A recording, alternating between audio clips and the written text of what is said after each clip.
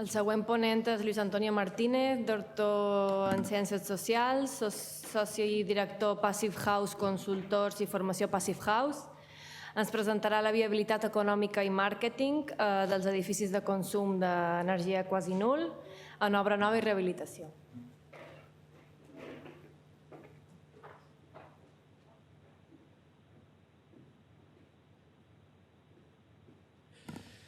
Muy buenos días a todos, amigos. Muy buenos días y muchas gracias a la organización por invitar a nuestra empresa, a nuestra consultoría, para hablaros de dinero, de rentabilidad, ¿no?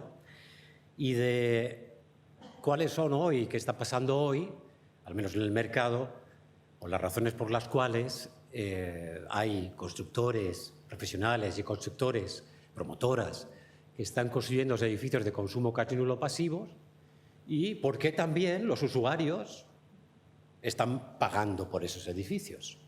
De modo que quiero presentarles hoy aquí las dos perspectivas, ¿de acuerdo? De el que invierte su dinero y también, obviamente, el que lo paga, el que lo compra, el usuario final, que es el que al final dice yo quiero esta vivienda de este tipo y no, digamos, una convencional o de código técnico.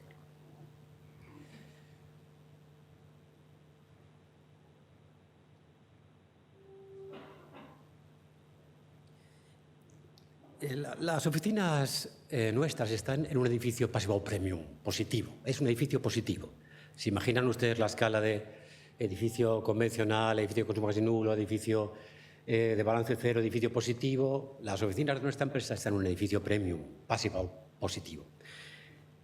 Hay dos en España, uno está aquí, en las Baleares, el otro, en vías de certificación, pero como la arquitecta es Anne Fogg, seguro que se certifica, ¿de acuerdo? Esto no es solo un edificio, amigos. Aquí hay 4 casas, no en una. No hay una, hay 4 casas. El edificio, por cierto, es el de la izquierda, el blanco, ¿de acuerdo? Pero aquí hay 4 casas en una, porque a la hora de vender, de invertir y de vender y comprar, necesitaba una reflexión un poco más amplia, ¿no? No solo estar, venga, los dineros, las cuentas, lo que sea, ¿no? Pero la gracia que tiene es que aquí hay 4 casas. La casa a la derecha es la casa del habitar, que digamos que es un complejo, ¿no? En el cual a la derecha está la casa de piedra, que tiene ya de finales del siglo XIX, que está ahí, tal como la ven ustedes. Se llama del habitar porque los habitantes que la hicieron fueron al monte cercano, donde estaba, cargaron la piedra con su tracción animal, con un burro o lo que sea, cortaron los árboles y, eso sí, las tejas las compraron. El habitar, cuando uno construía su casa y la habitaba, algo que hoy no hacemos. Hoy la idea de habitar es distinta. Las ciudades inteligentes, las ciudades inteligentes. Nosotros distinguimos entre ciudades inteligentes y ciudades inteligibles. Y es una diferencia curiosa. Está la casa del código, que es esa que asoma ahí a la izquierda, un poquito ahí en la esquinita. No sé si, bueno, no doy por si sé esto, pero ve ahí una esquinita blanca que es una casa construida conforme a código técnico. Un edificio normal, convencional, ahora, en la cual el usuario entra y le decimos, mira, ¿estás en una casa construida normalmente? ¿Qué tal estás? Y ahí, como es un juego, es una experiencia, porque esto va de experimentar y de que el consumidor experimente lo que le proponemos para que lo compre y sepa diferenciar sobre un tipo de vivienda que no tiene experiencia previa, y eso es difícil porque la venta es compleja en ese punto. Y le metemos ahí, pasan cosas muy curiosas, no se las cuento porque hay que verlo, estamos desinvitados, y acto seguido le metemos al edificio positivo pasivo premium, ¿okay? Que es el de la izquierda que asoma ahí también en el lateral, donde es el día y la noche, con respecto a tantas cosas, ¿no? Confort, eficiencia, etcétera, etcétera.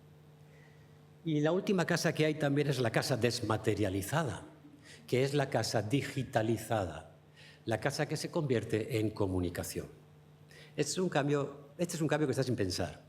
¿Qué significa? Que toda esta revolución de la edificación se nos dé como comunicación.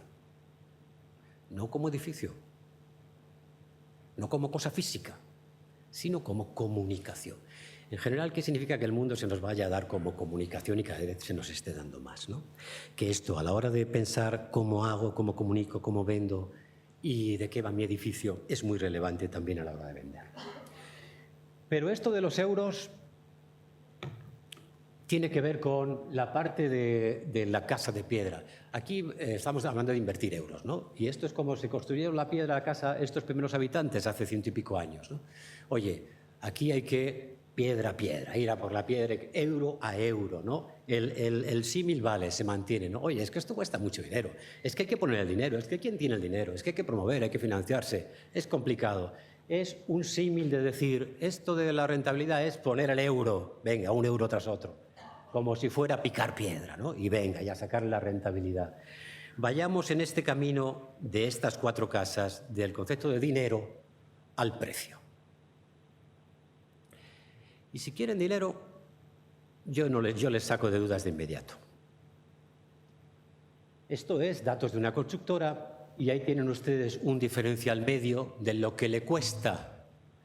Hablamos de PEM, ¿vale? Y de la diferencia porcentual en dinero que hay con respecto a una vivienda código técnico o convencional. Tienen ustedes ahí en las instalaciones que denominamos pasivas, la envolvente, donde, como ven claramente, el edificio pasivo, el consumo casi nulo pasivo, es más caro, cuesta más, requiere más inversión.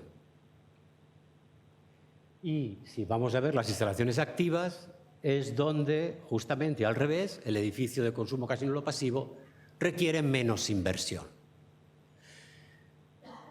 Como estamos en una dimensión que tiene mucho que ver con los instaladores, y hay muchos instaladores allí en el stand, esto no significa que vayan a ganar menos los que hacen instalaciones. Significa que una parte lo van a ganar, obviamente, en conocimiento, en vender conocimiento, y otra parte en vender aparatos y máquinas, ¿no? Pero no quiere decir que su negocio venga menos. Sí, va a haber menos radiadores, eso seguro. Pero quiere decir que las empresas de instalaciones deben repensar su negocio. El diferencial aquí, en este caso medio, es en torno a un 2% de coste más a la hora de decidir, construir, diseñar, construir y vender viviendas de consumo casi nulo pasivo. El cuánto cuesta más o cuánto cuesta menos depende de cómo le vaya a uno la fiesta y depende de cómo cada uno haya entrado en el negocio de los edificios de consumo casi nulo pasivos, o de balance cero o de balance positivo.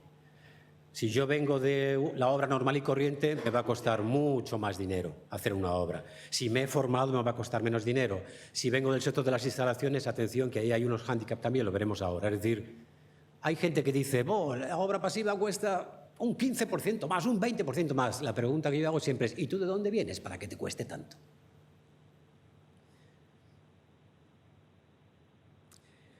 Esto es una media consultada, obviamente clientes, de 10 constructoras. Ninguna es de las Baleares, aunque hay algunas que tienen negocio aquí. En la cual le pregunto, ¿cuánto ha aumentado la TIR, tu rentabilidad? ¿Cuánto ha aumentado construyendo viviendas pasivas, de consumo casi nulo pasivo? Fíjese en la expresión, consumo casi nulo pasivo. Yo no estoy diciendo bajo estándar pasivado ni nada de esto. El estándar pasivado es una subtipología de producto, es una subtipología de edificio. Hay que reconocerle todo el mérito, que lo tiene, eso faltaría. Y hay que ponerle en su lugar. Y esta es la media de las empresas que dicen, si yo construyo edificio de consumo casi nulo pasivo, cierto, bajo el estándar pasivado en estos casos, estoy aumentando mi retorno en una media de entre un 4 y un 6%. Y además la están vendiendo más cara. Más cara que el hipotético sobrecoste que pueda tener, como han visto en la gráfica anterior. Y el cliente, y aquí el triángulo constructora, arquitecto, constructora, cliente, ese triángulo es fundamental porque ahí se producen cortocircuitos, de cuánto dice el arquitecto que va a costar, de cuánto la constructora dice que va a costar, etcétera, etcétera, lo veremos. Pero en esta media ahora mismo se está moviendo. Este porcentaje mayor de tasa interna de retorno en la obra de consumo casi nulo pasivo. A continuación, hay entre un 0,5 y un 2% más de retorno en la medida en que estas constructoras han acelerado en la reducción de la curva de aprendizaje acerca de cómo construir edificios de consumo casi nulo pasivos. Una ventana en un edificio convencional se instala en un edificio pasivo, hay que echarle un tiempecito. El aprendizaje, el formar a las personas, el anticipar los problemas que voy a tener en obra, me hace ahorrar esta media, entre 0,5 y 2% de puntos si voy a la obra de consumo casi nulo sabiendo a lo que debo ejecutar y lo que tengo que ejecutar. Es decir, también busco ese retorno, ese porcentaje de retorno que está pasando en las constructoras. Y en los nuevos materiales también está habiendo ese 2-3% de media de retorno también. No porque se cambien los materiales en obra, que en un edificio de consumo casi nulo pasivo hay que tener mucho cuidado antes de cambiar la prescripción del material y de sus prestaciones, porque te cargas la prestación del edificio y eso tiene consecuencias. No, es porque hay cada vez más nuevos materiales, nuevos componentes que están entrando al mercado español. Cada vez como los edificios de consumo casi nulo pasivos están entrando ya en segmentos y en nichos de mercado de gran demanda, ahora mismo estamos en un proceso, 10 años después, en el cual los almacenes de distribución, los fabricantes están ofreciendo soluciones a un precio más competitivo, pero no, desde luego, con menos prestaciones.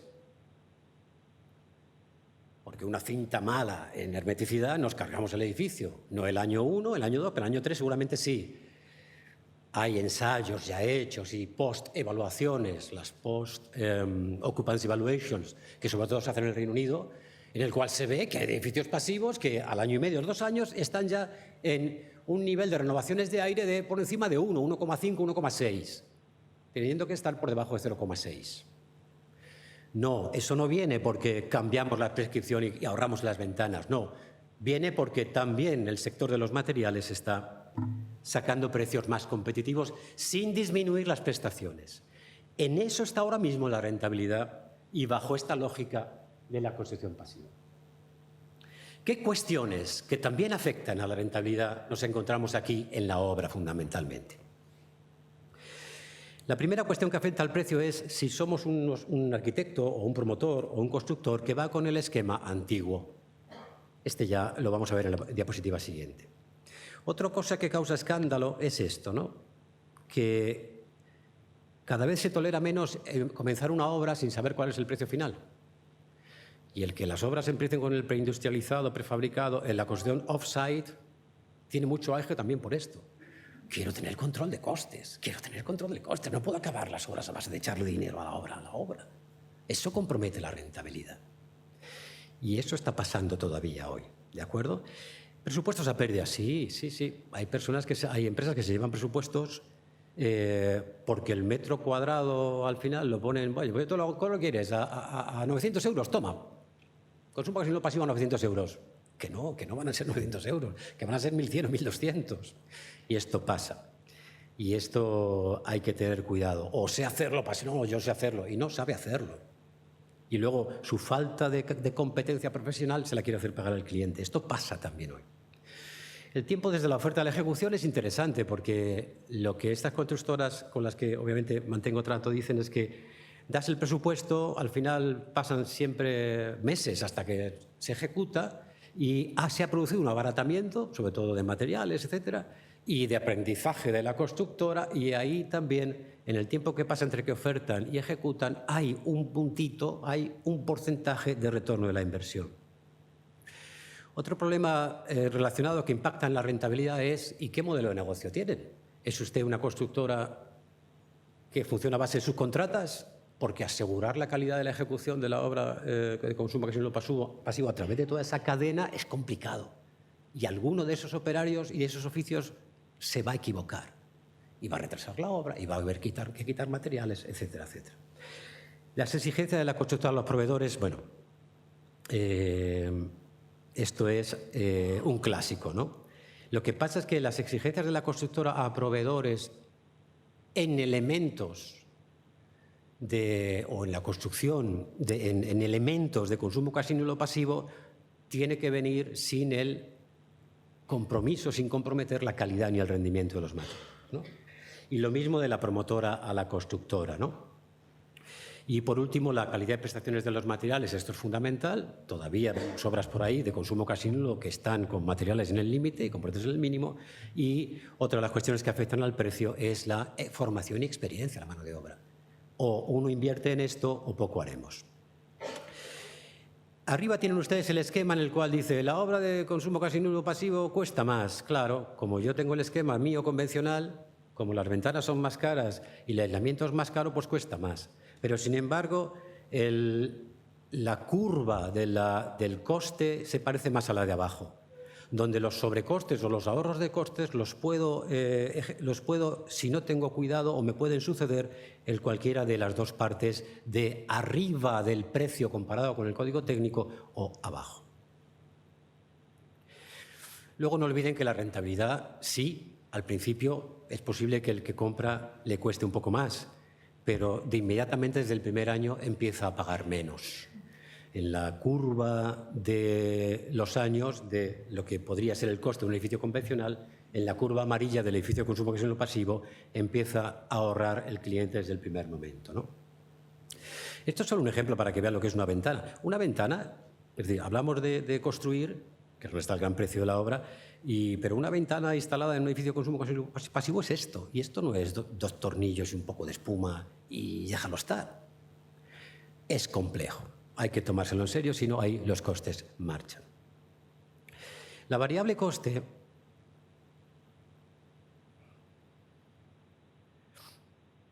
nuestra empresa tiene una peculiaridad, y es que es la única empresa en España que está estudiando al consumidor, al usuario de los edificios de consumo casi nulo, científicamente, con encuestas, por la parte de perfil universitario que uno tiene, de docente de la universidad. Somos la única empresa que está publicando, además, estudios con respecto a, bueno, ¿y esto quién lo compra? ¿Y el confort aquí qué significa? ¿Y el usuario qué piensa? ¿Y qué quiere? El impacto del coste al usuario con respecto a su confort, aquí tienen ustedes 6 ejemplos donde valora su dinero y la relación coste-confort a la hora de habitar mi edificio. Atención, ¿de acuerdo? 3 conceptos rápidos acerca del cambio. Hacemos congresos de eficiencia, escuchamos ponencias de eficiencia. Yo creo que la palabra es conservación. Es la frase que más me ha gustado, la de Marta cuando hablaba, la estrategia de la eficiencia es perdedora. El edificio de consumo casi nulo pasivo, el edificio de balance cero, el edificio positivo, tienen estrategia de conservación de la energía, no de consumo, no de uso eficiente, de conservación. Denle vueltas a esto, por favor, y miren lo que significa, ¿de acuerdo? Porque, o cuando hablamos de ciudades inteligentes o de planes estratégicos de los cuales estamos hasta arriba, como siempre, ¿no? Los papeles somos muy buenos haciendo los papeles, ¿no? ¿Cuándo vamos a hablar de estrategias de conservación de la energía? Para entender al usuario, para poner al usuario en primer lugar y para no echarle la culpa luego de que este edificio resulta que no ahorra, porque el usuario no sabe usarlo. La Unión Europea hace nada está empezando a hablar de conservación. La eficiencia energética tiene un riesgo altísimo, que es el efecto rebote. Hacemos edificios eficientes, ciudades eficientes, tecnologías eficientes. El efecto rebote, saben ustedes que es que, aunque ahorremos energía, en realidad gastamos más y consumimos más, porque ese ahorro lo utilizamos en gastar más energía. El usuario ahora mismo está en esta dinámica. Y los estudios que hay, los que hacemos nosotros y los que en Europa hay, mayormente ya en edificios de consumo casi nulo pasivos, dicen que el efecto rebote se produce. Cuando buscamos rentabilidad a la hora de hacer una promoción en un edificio y vamos a comunicar el edificio a nuestro usuario, tenemos que tener en cuenta esto. Porque a lo mejor luego nos dice, oye, me has vendido un edificio pasivo, etcétera, pero esto no funciona, yo gasto más de energía. La estrategia de la conservación tiene que ver mucho con la reflexión de cómo trabajamos el efecto rebote, ¿no? Que está estudiado desde los años 90, que existe, ¿no? En la edificación, porque cuanto más eficiente, más riesgo hay y más se produce. Es decir, no disminuimos el consumo, lo aumentamos. Miren, esto para estas tres imágenes de la Unión Europea que indican que ya se está hablando del edificio de balance cero, ya va a venir, no hemos empezado en el edificio de consumo casi nulo y ya va a venir la directiva de nada del edificio de balance cero para 2028.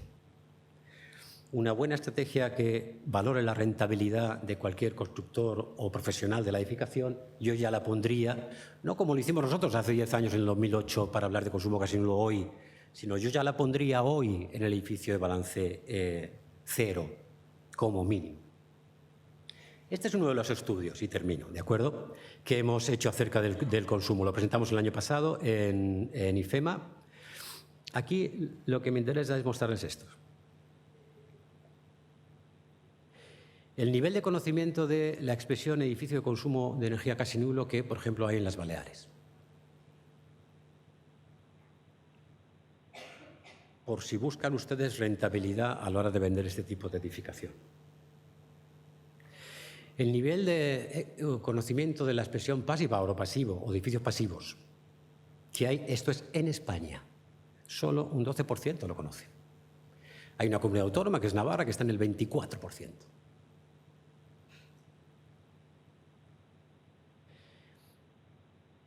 Cuando le hablas al usuario de dinero y de que cómprame a mí el edificio pasivo porque vas a ahorrar energía, miren lo que piensan con respecto a tres de las características señeras, directrices del edificio de consumo casi nulo pasivo. A la izquierda es no me lo creo nada, a la derecha me lo creo todo. Son 10 barritas en cada pregunta, a la izquierda es 0. Ese enunciado no me lo creo, no existe. A la derecha me lo creo todo. Sociológicamente lo interpretamos como que el usuario está en un mar de dudas. Por eso es relevante entender el lugar del usuario. No me entretengo en mostrar el ejemplo de las instalaciones clave para entender qué significa una instalación de verdad en un edificio de consumo casi nulo pasivo. Y si tuviera que resumir, lo resumiría aquí, el final, ¿no? Básicamente tenemos al usuario que hoy en su casa, para que su casa le dé confort, tiene que estar todo el rato interviniendo en su casa. Venga, le echo dinero, apago la calefacción, la enciendo, subo la ventana, la bajo. El edificio de consumo casi nulo, balance cero o positivo, cambia radicalmente. Cambia la idea de confort que al usuario le estamos proponiendo. Y en el rediseño del confort, el edificio de consumo casi nulo pasivo y el edificio positivo y el de balance cero utilizan el edificio para lanzarlo fuera, para lanzarlo al usuario, no ya en el edificio, sino en la ciudad y, naturalmente, en esto que estamos viendo hoy aquí de las políticas europeas de clima y energía que están yendo juntas, ¿no?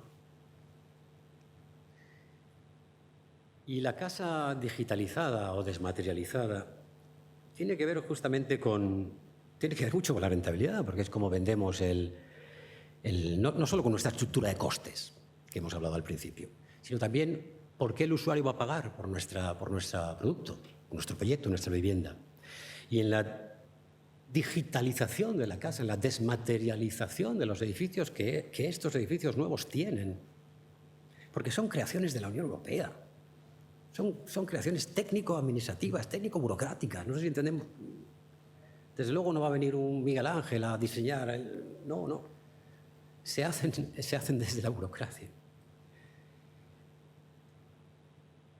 No se me ocurre mejor modo de mostrar la desmaterialización de la casa que entrar en Google Trends, que es en Google, ¿no?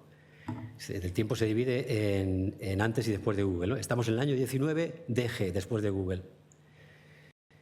Si entras a Google Trends y preguntas ¿dónde está la conversación hoy digital de los edificios de consumo casi nulo pasivos? Pues Google Trends nos dice que el epicentro, y por mucho tiempo, sigue siendo Navarra, Aragón es de donde más se habla y el resto de comunidades autónomas. No busquen Baleares, que no está, no sale.